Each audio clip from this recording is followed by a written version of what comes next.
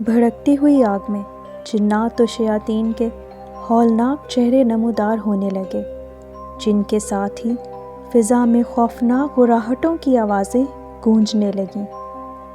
آگ میں ابھرنے والے چہرے جیسے آگ ہی کا حصہ تھے۔ ان کے نقوش بھڑکتی آگ کے ساتھ بڑھتے اور سکڑتے۔ خیام، وشا، فواد اور حوریہ بخوبی جانتے تھے کہ اب انہیں کیا کرنا ہے۔ وشا نے شیشے کا جار اپنے ہاتھ پر رکھا جس میں ایک خوبصورت تتلی کا اسٹف تھا۔ وہ بلند آواز میں بولی، تتلی کے روپ میں ایک خوبصورت بلا، جبکہ حوریہ بلند آواز میں بولی، ایک خوبصورت ایسی آواز جو اس قدر دل فریب ہو کہ لوگ اس کے پیچھے دوڑتے دوڑتے موت کی آغوش میں چلے جائیں۔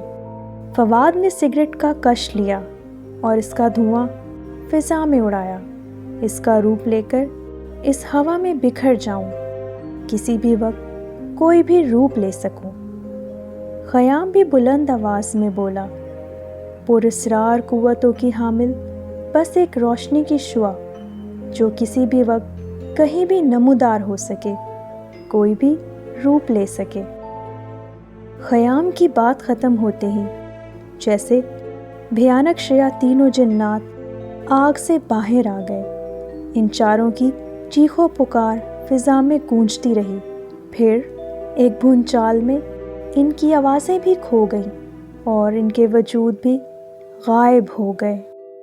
بھونچال ختم ہونے کے بعد نہ وہاں آگ تھی نہ لکڑیاں، اس طرح کی کوئی نشانی نہیں تھی جس سے پتہ چلے کہ کیا ہوا تھا، مگر چند ساتوں کے بعد ایک خوبصورت تتلی اڑتی ہوئی نظر آئی جو کیاری میں لگے پودوں میں چھپ گئی۔ ایک خوبصورت آواز فضا میں گونجنے لگی جس کے ساتھ ہی روشنی کی ایک شعاع اور سیاہ دھواں آسمان کی طرف بڑھتا ہوا دکھائی دیا، جو دیو ہیکل پہاڑوں کی طرف بڑھتا ہوا غائب ہو گیا، جس کے ساتھ ہی نسوانی آواز بھی ختم ہو گئی۔ اس گمبھیر سناٹے میں دلخراش قہقہہ سنائی دیا۔ بدہیبت بوڑھا آدمی قہقہے لگاتا ہوا درخت کے پیچھے سے چوپایوں کی طرف چلتا ہوا سامنے آ گیا۔ وہ بمشکل سیدھا کھڑا ہوا، اس نے اپنے ہاتھوں کو پیچھے باندھا اور وہ بدہیبت بوڑھا آدمی وجیح نوجوان میں تبدیل ہو گیا۔ اس نوجوان نے فاتحانہ انداز میں اپنے بازو پھیلا لیے۔ طلسمانی دنیا کا ساحر زرغام، شیاطین و جنات پر راج کرنے والا، آج اور طاقتور ہو گیا۔ خیام، وشا، فواد اور حوریہ پراسرار روپ لے کر تم کیا کرنا چاہتے تھے مجھے اس سے غرض نہیں، مگر میں تم سے کیا کرواؤں گا یہ میں بخوبی جانتا ہوں۔ اس پر اس نے ایک بار پھر قہقہہ بلند کیا، تم لوگ مجھے آسیب سمجھ بیٹھے جبکہ میں انسان کا ہی روپ ہوں۔ زرغام اندر ریسٹ ہاؤس میں چلا گیا۔ ادھر پروفیسر حنان نے اریبہ کو تو واپس بھیج دیا تھا، مگر وہ خود اور ان چاروں کے والد نے ایک ٹیم کی مدد سے ان چاروں اسٹوڈنٹس کو ڈھونڈنے میں کوئی کسر نہ چھوڑی۔ بہت دنوں کی تگ و دو کے بعد وہ سب واپس اپنے شہروں کو لوٹ گئے۔ اس مایوسی کے بعد ان چاروں کے گھر ماتم کدہ بن گئے۔ 6 ماہ گزر گئے مگر خیام، وشا، فواد اور حوریہ کا کہیں کوئی پتہ نہ چل سکا۔ ان کے والدین نے ملک کا چپا چپا چھان مارا مگر کوئی ایسی نشانی تک نہ ملی جس سے ان کا کوئی سراغ مل سکے۔ یہ سانحہ ان چاروں کے والدین کے لیے ایک روگ بن کے رہ گیا۔ ٹی وی چینل پر وشا کی تصویر کے ساتھ مسنگ کا اشتہار دیکھ کر اس کے والد ظفر کی آنکھیں بھر آئیں۔ اس کی سوتیلی ماں نے بیزاری سے سر کو جھٹک دیا۔ وہ دھیرے دھیرے اس صوفے کے قریب بڑھ رہی تھیں جہاں ظفر بیٹھا تھا۔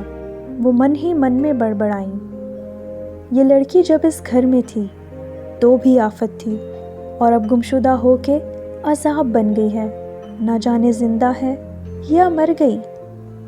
وہ جھوٹے ٹسوے بہاتی ہوئی ظفر کے قریب بیٹھ گئی۔ نہ جانے وشا کس حال میں ہوگی، آخر کیا ضرورت تھی اسے ایسے نکمے دوست بنانے کی۔ وشا کی گمشدگی کے بعد سے ہی ظفر ماریا سے اکھڑا اکھڑا سا رہتا تھا۔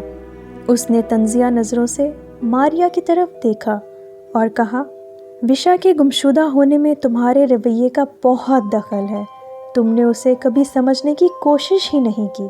تم کیسی ماں ہو جو اپنی بیٹی کے ذہن میں پیدا ہونے والی منفی سوچوں کو نہ پڑھ سکی؟ میں تو کاروبار کے سلسلے میں ملک سے باہر ہوتا تھا، مگر تم اس قدر بے خبر رہی کہ وشا نے ڈرگز لینی شروع کر دی اور تمہیں خبر ہی نہ ہوئی۔ میں نے تم سے اس لیے شادی کی تھی کہ وشا کو ماں کی ضرورت تھی۔ یہ سب سن کر ماریا غصے سے کھڑی ہو گئی اور کہنے لگی، آپ یہ بھول رہے ہیں کہ جب میں اس گھر میں آئی تو وشا عمر کے اس حصے میں تھی جب ایک بچی کی شخصیت بن جاتی ہے۔ اس کی خامیوں اور خوبیوں میں اس کی اپنی ماں کا ہاتھ تھا۔ وشا کے والد نے کہا، مگر تمہارے آنے کے بعد اس کی شخصیت میں جو بدلاؤ میں نے دیکھا وہ غیر معمولی تھا۔ اس پر اس نے کہا، تو پھر اس وقت اپنی بیٹی کو کیوں نہیں سنبھالا؟ اب کیوں تاؤ دکھا رہے ہو؟ ظفر نے ماریا سے کہا، تم اس وقت میری نظروں سے دور ہو جاؤ، اور پھر وہ اپنا سر پکڑ کر بیٹھ گئے۔ اس کے والد نے ٹی وی بند کیا اور اپنے کمرے کی طرف چلے گئے۔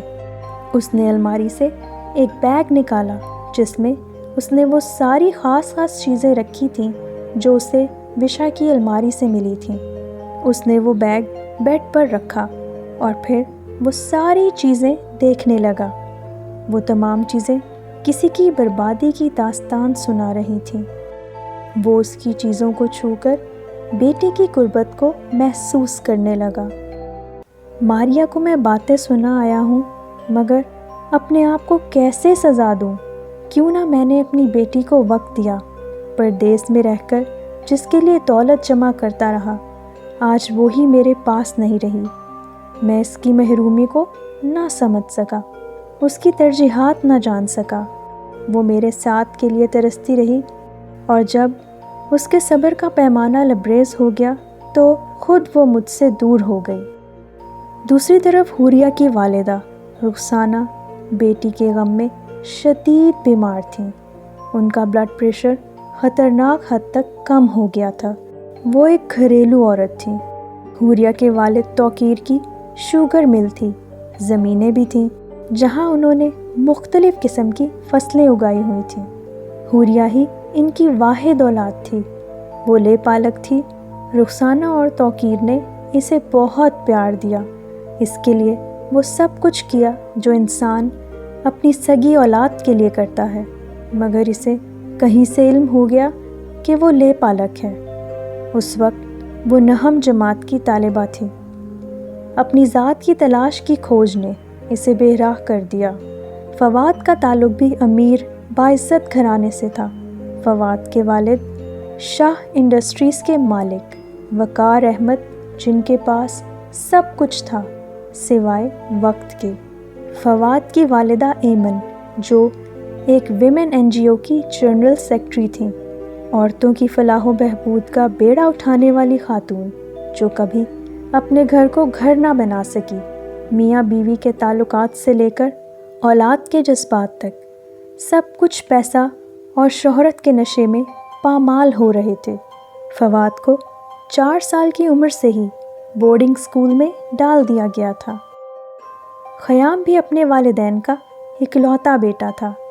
اس کے والد شہر کے مشہور سرجن تھے۔ ڈاکٹر زبیر اور اس کی بیوی ماہین نے خیام کی پرورش میں کوئی کمی نہیں چھوڑی تھی، مگر جس راستے پر خیام چل پڑا تھا وہ سب اس کے والدین ماننے کو تیار نہیں تھے۔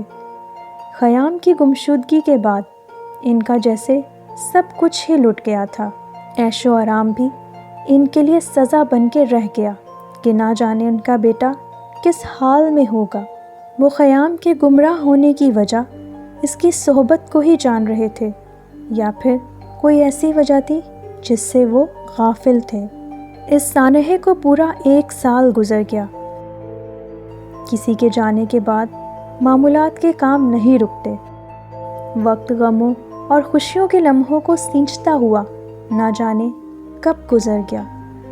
آنکھوں سے بہنے والے اشک نہ جانے کب تھم گئے۔ کسی کے نام سے دھڑکنے والے دل کسی کے بغیر بھی دھڑکتے رہے۔ یہ ساری گہما گہمی اس سناٹے کو ختم نہ کر سکی جو اکلوتی اولاد کے جانے کے بعد گھروں میں ٹھہر گیا۔ امیدیں مایوسی میں بدل گئیں اور کوششیں دم توڑ گئیں۔ یوں 4 گھروں کا عمر بھر کا خزانہ لٹ گیا۔